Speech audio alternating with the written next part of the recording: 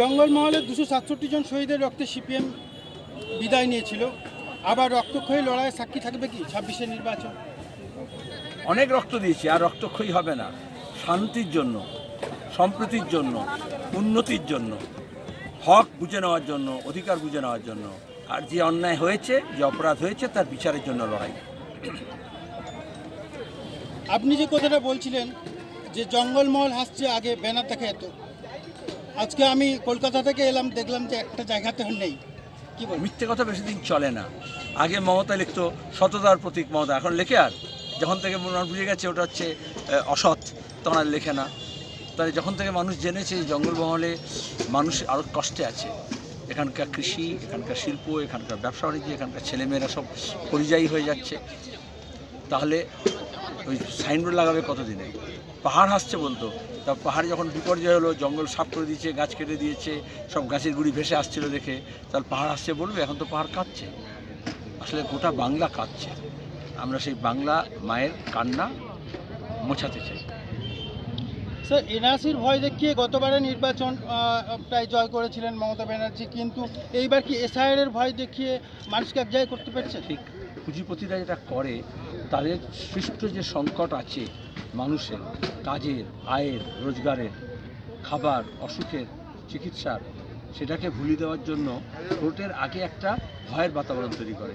হয় যুদ্ধের নামে, নয় সিএ এনআরসির নামে, নয় এসআইআরের নামে একটা ভয় আতঙ্কে একটা গর্তের মধ্যে ঢুকিয়ে দেয়, আর তারপরে বলে মোদি হ্যাঁ তো মুমকিন হ্যাঁ, মমতা আছে তো ভরসা আছে।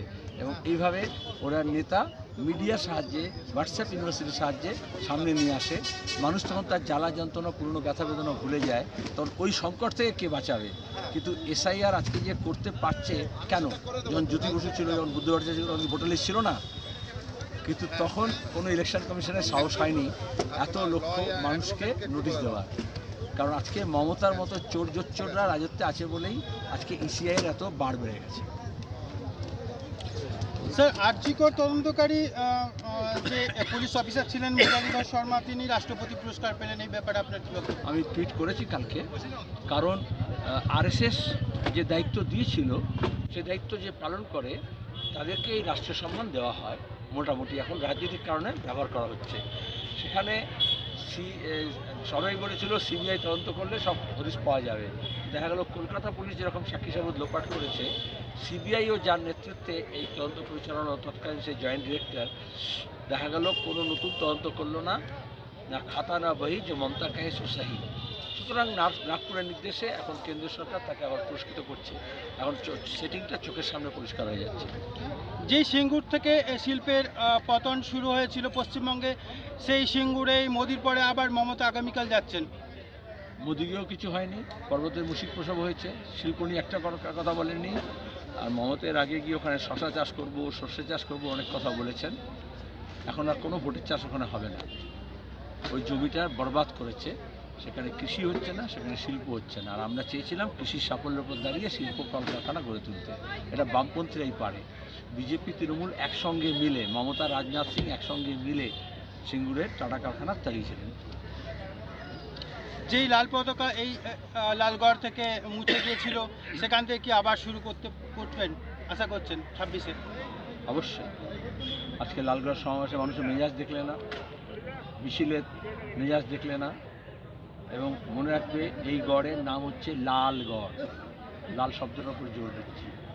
এবং সেটা শত শহীদের রক্তে লালটা আরও গাঢ় হয়েছে।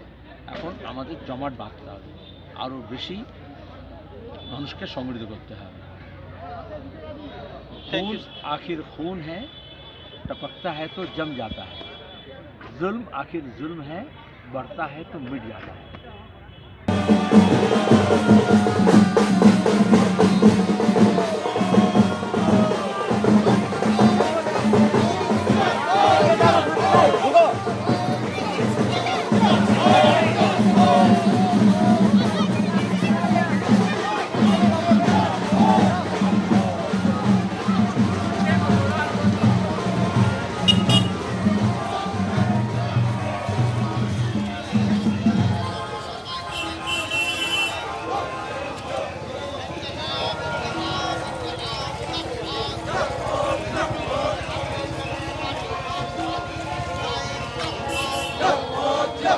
সিপিআইএম পার্টি যাতে আজকে জনসভায় দলে দলে যোগ দিন। যোগ দিন, যোগ দিন।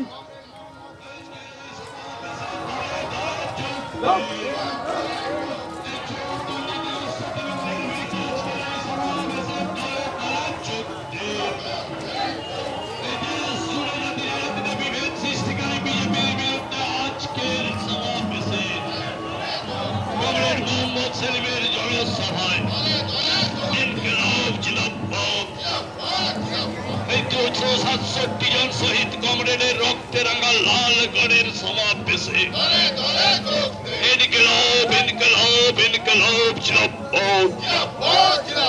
চোর দুর্নীতিগ্রস্ত তৃণমূলকে রাজ্য থেকে উৎখাত করতে আজকে লালগড়ের সমাবেশে এই জাতিতে জাতিতে বিভেদ সৃষ্টিকারী বিজেপির বিরুদ্ধে আজকে লালগড়ের সমাবেশে সিঙ্গুর থেকে শালবনী সর্বত্র রাজ্যের সর্বত্র শিল্প স্থাপনের দাবিতে আজকে লালগড়ের সমাবেশে ইনকিলাব ইনকিলাব ইনকিলাব জিন্দাবাদ।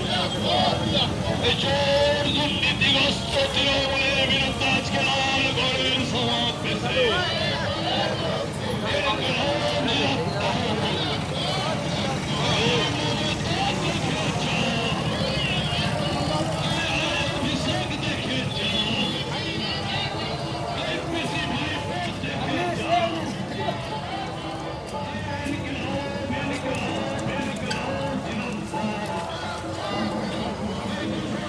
এই ভিডিওটিকে লাইক করুন, আপনার গুরুত্বপূর্ণ মতামত কমেন্টের মাধ্যমে আমাদের জানান এবং আমাদের চ্যানেলের ভিডিও সবার আগে দেখার জন্য ইউটিউবে গণশক্তিকে সাবস্ক্রাইব করুন, ফেসবুকে ফলো করুন এবং শেয়ার করুন আপনার পরিচিতদের মধ্যে।